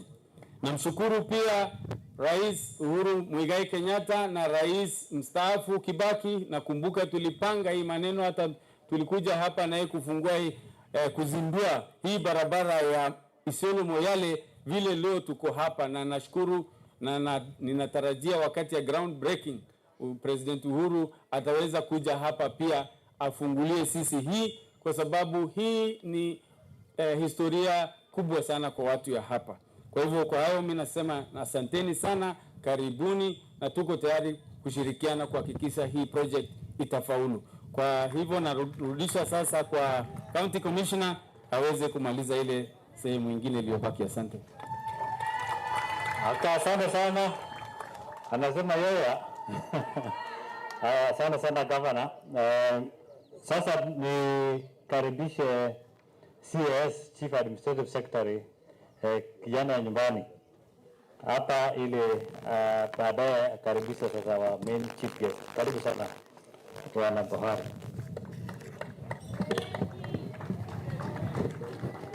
Asante sana Bwana County Commissioner. Your Excellency the Governor is present, the partners, PSUs, the chief guest also, viongozi wa Isiolo wote, hamjambo. Salamu alaikum. Nafikiria viongozi wetu wengi hapa kwa sababu sisi sote tumekuja. Leo ni siku ya furaha sana, hatungekaa kando kando kwa sababu hii ni siku ya historia na ni ya muhimu. Mambo machache ambayo mimi naomba ni tukumbushane. Ya kwanza, Isiolo of Kenya, geographical center. Na hii barabara ambayo tunazindua hapa leo sasa inafungua nusu ingine ya Kenya ambayo bado haijaona maendeleo. Kwa hivyo hii ni jambo la muhimu sana katika nchi ya Kenya. Ya pili, tukumbushane pia ya kwamba Isiolo pia ilikuwa headquarter ya Northern Frontier Districts wakati za ukoloni. Kwa hivyo kuzindua huu mradi hapa leo pia inafuata huo mfano. Kwa hivyo hii ni siku ya muhimu sana. It is a special day for all of us here because it is going to make a difference in our lives. It's going to be transformative. Ya tatu, mimi niko katika Wizara ya Public Service ambayo pia tuko na State Department of ASAL. As part of the sessional paper number 8 of 2012, this road was one of the roads that was identified by the government of the Republic of Kenya as one that is going to open up this session, and therefore giving a policy direction in terms of how this country can move forward. Kwa hivyo mimi nashukuru sana Rais wa Jamhuri ya Kenya, Mheshimiwa Uhuru Kenyatta, kwa sababu kama yeye vile tumeelezwa hapa saa hizi, kama yeye hajachukua kama hii mpango ni ya muhimu sana, hatungeweza kusonga mbele. He is the head of the republic and he is the one who's directed everybody to go in this direction. And we are very grateful and reservedly grateful to His Excellency the President of the Republic of Kenya. Finally, made to feel from the speech or the pieces of speech that has come up here that talks about risks. I think it is important for the rest of us who come from this region, together with the rest of the technical team, to find time to impress our people, to impress on our people that we must be at the forefront of providing security for the construction of this road. It is not the government or my brother, Dr. Abdi here, representing Interior, who is going to provide that. The first line of that provision is ourselves. This road is everything to us. It is extremely important to us. We must now proceed and convince our people that this is extremely important and it must be done. For Isiolo particularly, this is the longest stretch of tarmac road that is going to be in this county. And therefore, it is going to spur development in this region. Tuko pamoja? Tuko pamoja? So tutakuwa mstari wa mbele. Those risks you are envisaging may not be there because we are going to take over the responsibility ourselves as the people of Isiolo. Asanteni sana na Mungu awabariki. I now take this opportunity.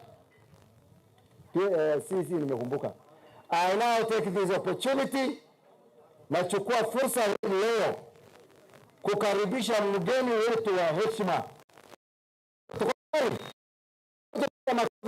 moja. Bwana PS, karibu. Usiwe na wasiwasi. Asante sana.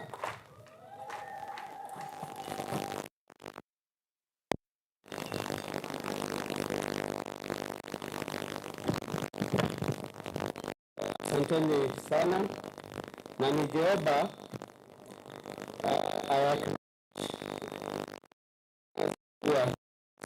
our host governor of Isiolo,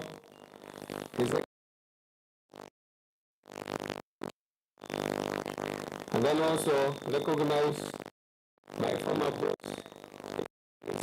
Kiraitu Murungi, the governor of Meru, His Excellency Captain Ali, the governor of Mandera, His Excellency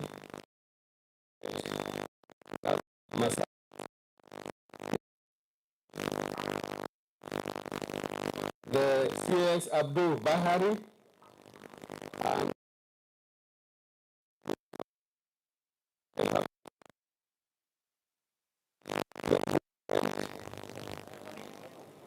Senator Mohamed, we worked together to recognize in a very special way our resources provider, who has had a very good talk about this project, Mr. Sasia of World Bank. Let me also recognize the deputy governors here, the Director General Kenha, the regional commissioner, the county commissioners, the VC of University of Nairobi, the representatives of very many senior government officials present here, from Treasury, from the Ministry of Interior, from the National Arts Commission, from the ICT Authority, and also the Ministry of ICT. Let me recognize the chairman of the Northern Frontier in a special way, because really he is our host here today, because he's representing all these counties. May I also recognize the members of the Fourth Estate. I think we have forgotten them today. I want to recognize them in a special way because they will be able to impart very good speeches that have been spoken here by all and sundry. And then also recognize watu wote wa Isiolo, wageni mashuhuru wote, Habari zenu? Habari zenu? Mko poa? Mko poa? Salamu alaikum. Salamu alaikum. Kwanza ningeomba nifanye tu kidogo to reiterate what the governors here have spoken in a very passionate way about the opening up of this very, very critical part of Kenya, the North Frontier. And I want to also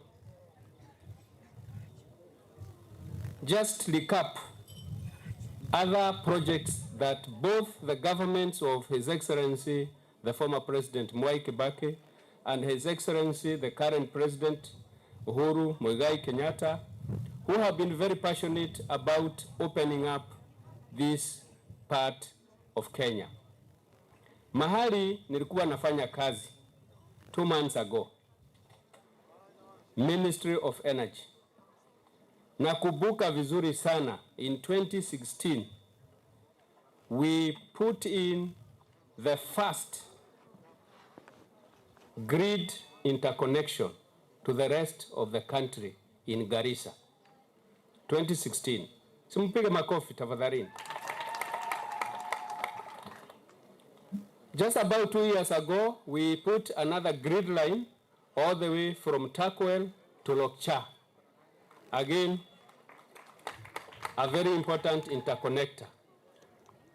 And because of a power project in Marsabit, again, another very long line traversing about 7 counties, all the way from Marsabit through Saburu, through Laikipia, Nyandarua, Nakuru, all the way up to Kajiado.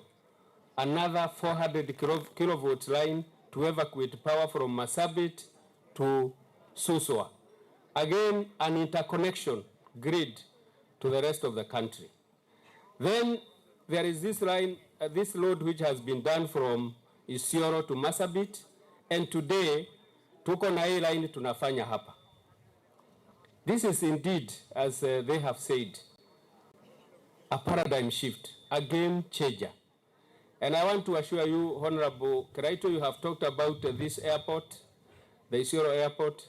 It is going to be my very first assignment to make sure that it is functional.